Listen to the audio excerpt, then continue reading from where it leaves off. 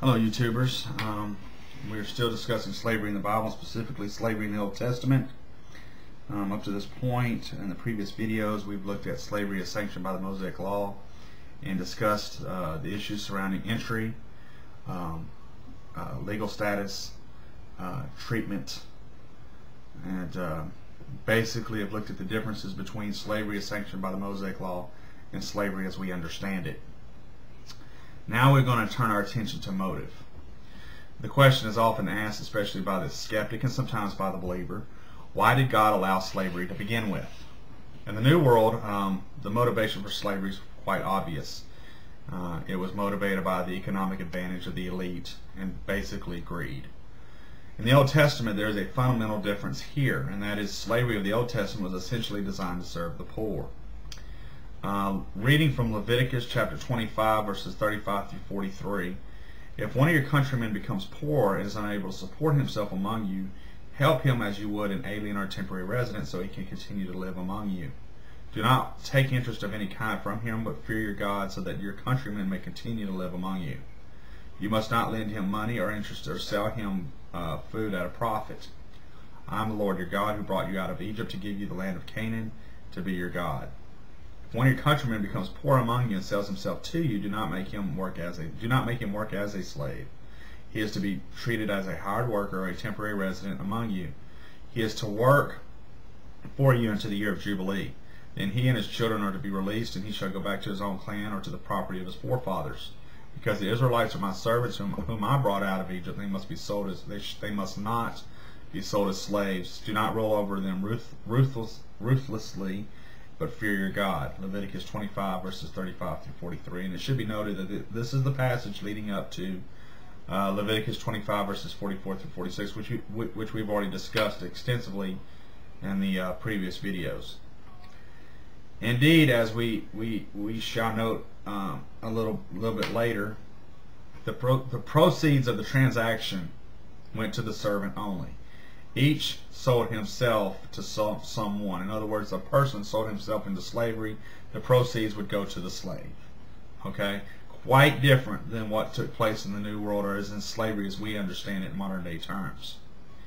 Notice from the Bible, from the Scripture, that the sole motive is in the primary text before us. Again, the text that leads up to Leviticus 25 verses 44 through 46. The primary motive for allowing slavery to begin with is so that the poor can continue in the land, and that basically the idea was it was never to be forever. Indeed, other passages indicate there were 6 years at the most, but the bottom line is this was a way for the poor to get out of poverty. And this is radically different from the elitist motive, as we've already described, that oftentimes comes to our minds when we think of slavery in modern day terms. Now, it should be noted that chattel slavery could have, and maybe in some cases produced, the same benefit, the poor getting out of poverty. And we're going to look at that more specifically when we turn our attention to the New Testament. But the point is that the motive behind chattel slavery is not to help the poor. In other words, it was still motivated by human greed. Whereas in the Old Testament context, this benefit, a way out of poverty, is the sole justification. There was not supposed to be any poor in Israel at all. Compliance with the spirit and the letter of the covenant would have produced a society marked by righteousness, compassion, and prosperity. Deuteronomy chapter 15 verse 4. This makes every economic situation involving slavery exceptional. But God is a realist, Deuteronomy 15:11, hence he made a wide range of provisions in the law for the poor. Some of these are, he enjoins the Israelites to be generous towards the destitute. This would function to be a prelude or reduce voluntary or debt slavery.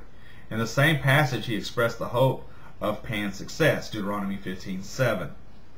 Number two, interestingly, the passage that I've just noted recognizes that this lending, best for self-respect of the recipient, might turn into giving, best for the economic good of the recipient, quickly. But that the Hebrew should not let this obvious risk deter his heart, Deuteronomy 15:9. There are numerous instructions to merchants and farmers to provide special help for the disadvantaged, again, reducing the need for someone to sell themselves or their family members into slavery. The entire 7th year of the planting cycle was dedicated to the poor and to servants, Exodus 23:10. Israel was instructed to leave the margins around the fields unharvested and not to go over the fields but one time, Leviticus 19:10. And the poor were exempt from interest and was to buy food at cost, Leviticus 25:35. The entire Levitical tithe of every 3rd year was to be shared with the poor, Deuteronomy 14:28, and even the sacrificial system made allowances for the economic status, Leviticus 5, verse 7 and verse 11.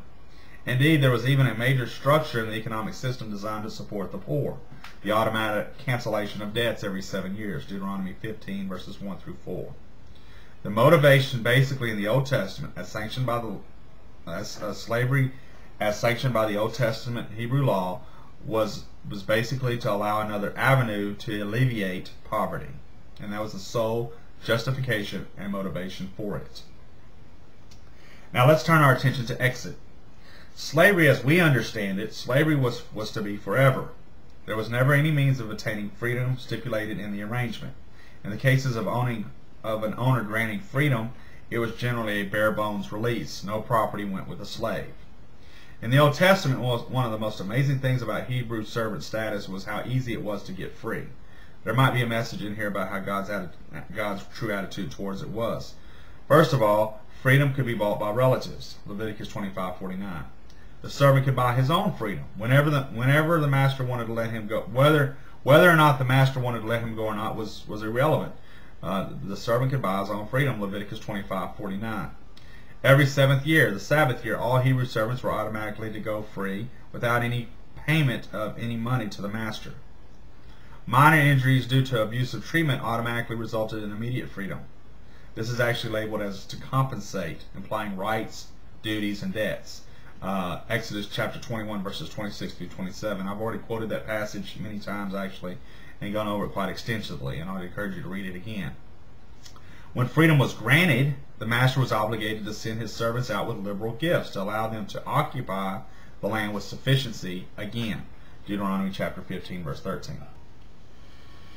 It should be quite clear from what I have shared that the institution of slavery, especially slavery as sanctioned by the Mosaic Law, is quite different from slavery as we know it.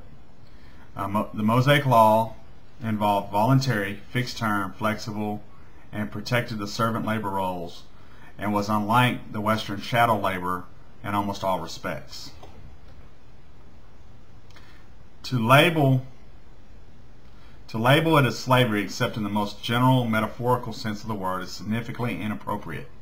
God's intent in Leviticus 25:39 on protecting their status and self-image is very clear. If one of your countrymen becomes poor among you and sells himself to you, do not make him work as a slave.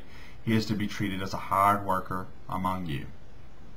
In conclusion, Hebrew slavery is very different from the slavery practiced in the New World and slavery as we typically understand it. It was different in entry, legal status, treatment, motive, and exit. Thank you.